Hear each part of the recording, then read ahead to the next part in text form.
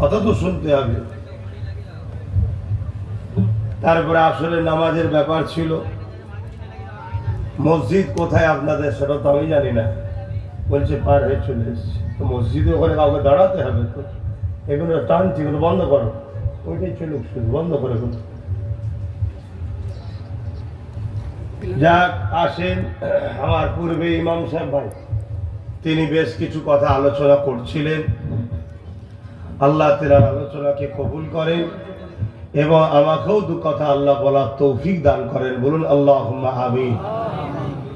যেসব ভাইরা দাঁড়িয়ে আছেন, দাঁড়িয়ে না থেকে বসেন। আর কমিটির ভাইরা চটটাকে একটু বাঁদিকে বিছিয়ে দেন বা ডান দিকে বিছিয়ে দেন। বসুক ভাইরা, দরুদ শরীফ পড়েন। আল্লাহুম্মা সাল্লি আলা